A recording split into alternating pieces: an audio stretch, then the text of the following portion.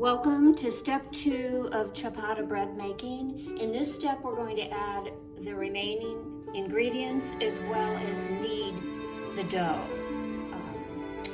We're going to start with a warm quarter cup of water.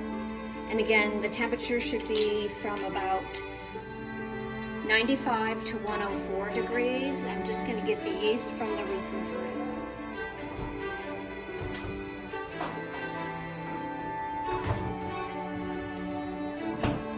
So the first step, we use 3/4 of the water, and so we have 1/4 cup left, but half the amount of yeast was used in step 1. We're going to add the other half, and again we're going to use the process of sprinkling the yeast on top of the water that has been warmed.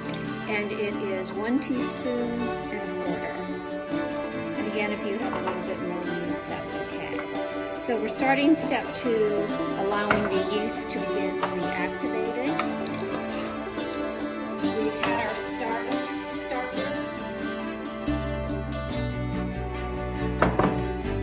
that has been sitting for anywhere from 10 to 24 hours. And you can see that it is very moist, wet, but look at the amount of bubbles. So that's what a starter does, is it enhances not only flavor, but it enhances texture by allowing a lot of air that we had injected into the ingredients using the hand mixer.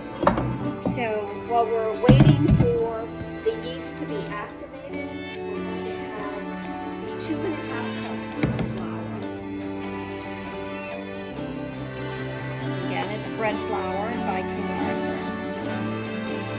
And you're going to just sprinkle that on top of the starter. 1 cup. 2 cups. And half. Now what's extremely important is that is the only amount of flour that you're going to add. Some people think the dough is too wet, so they keep adding more flour. If you do that, the dough will absorb all the flour that you add, but if you add too much flour, you're going to weight down the actual final dough product. So you will be learning how to work with a wet dough. It's kind of unnerving initially until you get used to it. In addition to flour, we're going to be adding fine grated sea salt. 1.5 teaspoons.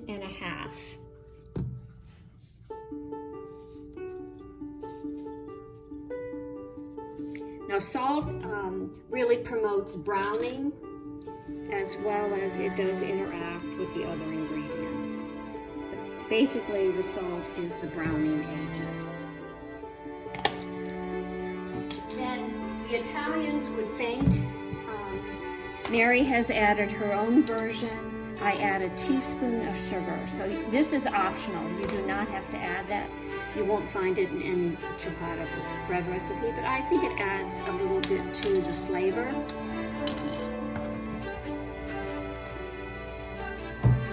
Now we'll ensure that the yeast has dissolved. So you can see some of it still is resting on top. You can actually promote dissolving by stirring the yeast and encouraging it to dissolve, which it will do.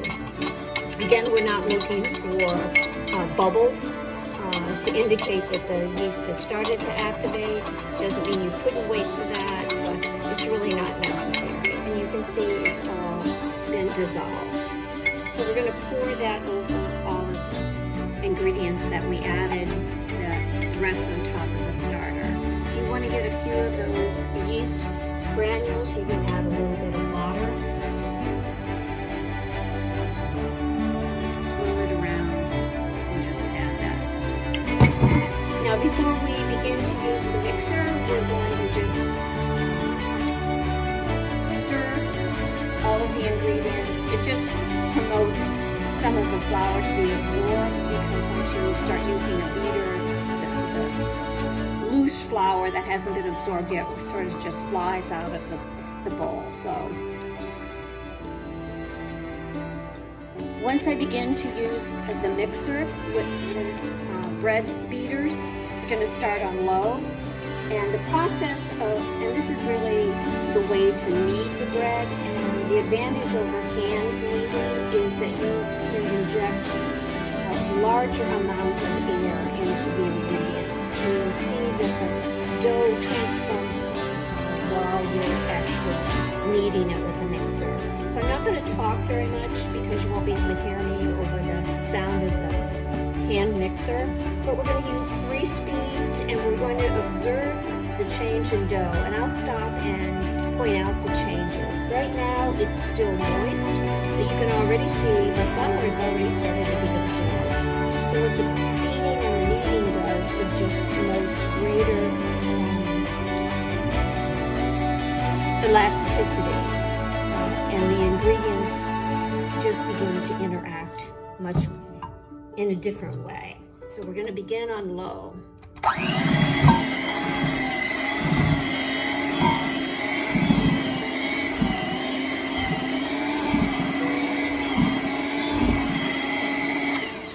This is one advantage that I think a hand mixer has over a counter mixer, is you can actually use a spatula to promote the flour to be kneaded with the other dough, and you can rotate the dish.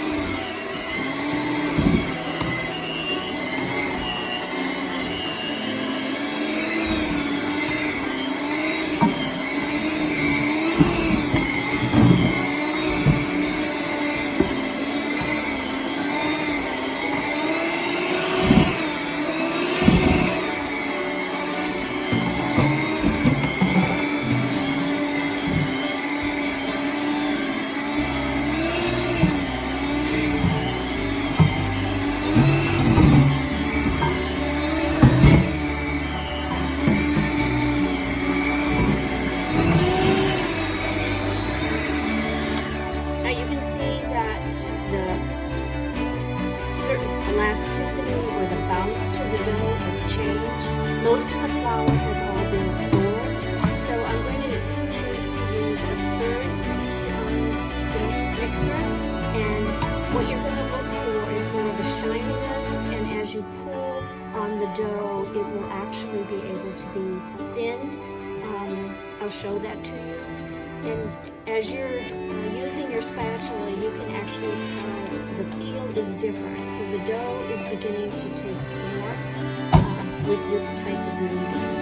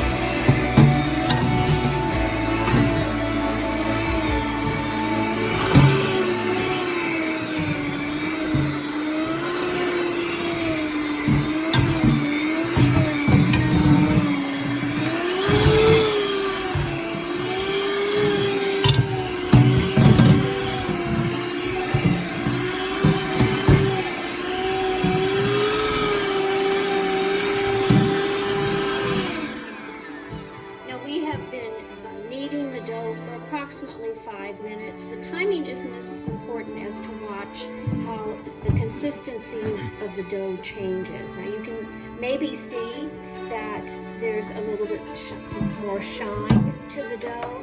You can also see there's a different type of structure. See how I'm pulling on the dough and it actually allows you to thin the dough, but it doesn't really tear too much. But while it does pull on some and create some break in that, we want it a little bit thicker. So we're going to go ahead and knead the dough for at least 2 to 3 more minutes. And I went up to speed 4 and probably will go up to speed 5.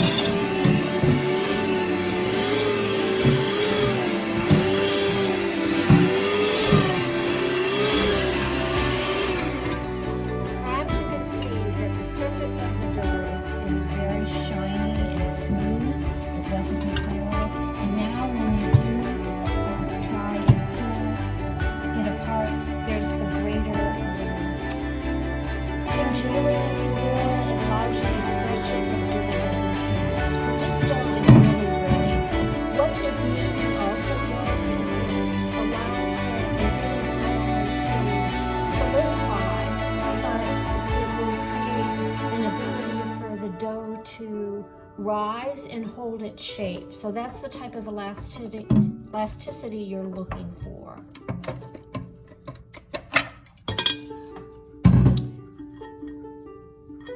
You can easily remove the dough from the beaters because it really holds together. It's a strong bond that's been created. Now, in the next phase of rising, we're going to use a separate bowl. We're going to sprinkle a little bit of flour in the bowl on the sides. And don't worry, some of it usually doesn't stay on the side. And it's maybe a teaspoon and a half. You don't need a lot of flour. It promotes the dough from not sticking to the sides. You'll be able to lift the dough out of this bowl and just place it into the other bowl.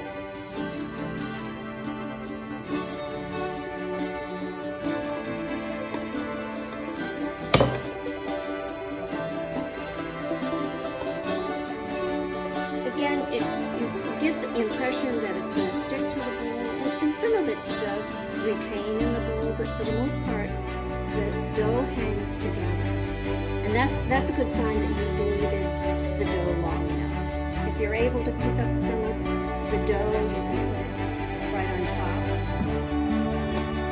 But don't worry, the excess is not going to be that much.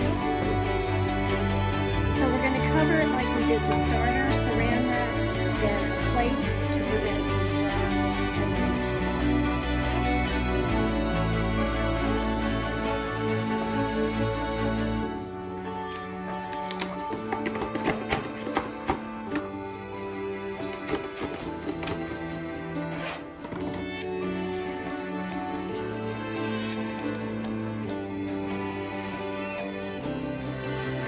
this bowl